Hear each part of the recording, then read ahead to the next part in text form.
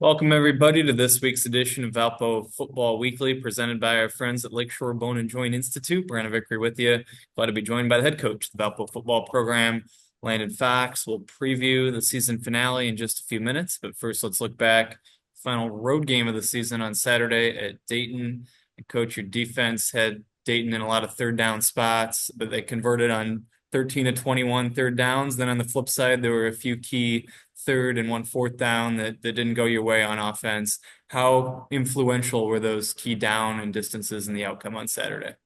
That was something we talked about leading into the game. Number one, we wanted to be able to stop the run and run the football, and they were able to run it at times, and which put them in third and short. And so a decent amount of those third downs were third and short. The ones that were backbreakers, those we had, a handful of times where they were in third and long, and they had it. The one I'm thinking of was like third and 20 and third and 19, and they got the first down backed up. And when you have them in third and long situations, you got to get off the field and force punts. And we didn't do that, and then the inability to sustain drives. And that fourth down was late in the first half, and they went down and scored to make it 14-7. And so that was a crucial fourth down that we missed. I wanted to ask you about Gary Givens. We've talked about him the last couple of weeks, but I wanted to get your reaction to the catch he made this week at a season high 5 catches, including a real impressive one-handed grab. What'd you see on that play? Yeah, and he just went up and made a play. And the thing is, you kind of see that from him.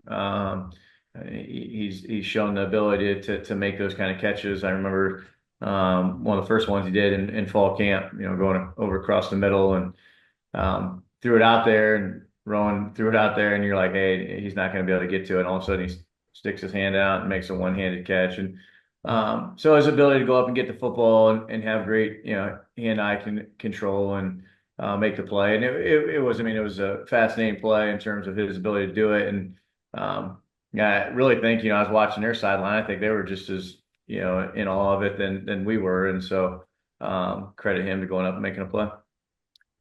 I wanted to ask you about Jake Birmingham as well. Another big tackle total this week. He leads your team in tackles despite missing a couple of games, and he leads it by a pretty wide margin among the league leading tacklers. What's it like to see a guy who has been in the program for 4 years to play the type of role he has this year? He embodies what you want, from a Valparaiso football player. Meaning a 4-year guy, very, very football, very, very important to him, and the amount of time and effort that he puts into it. And I say encompass it because he understands it. He knows where to be. He knows the scheme. He knows the calls. And when you can do that, you can play at a really, really high level. And you say, hey man, he's playing really fast, and well, he is, but it's just his ability to understand and know what to do allows him to be very productive. And like you said, quite frankly, he's been one of the most productive tacklers in the league, when he's been playing because he missed a couple games. So as we start to look ahead to this week, senior day is always an emotional day. It's the last game that this exact group will be together. A number of guys will play their final football game of their careers on Saturday. What's the emotion of senior day like? What are your thoughts when you think about sending out this senior class on Saturday? Yeah, it's one of those things that's emotional just from the standpoint. I mean, the amount of time and the relationships that you built with these young men over the 4 to 5, even 6 years.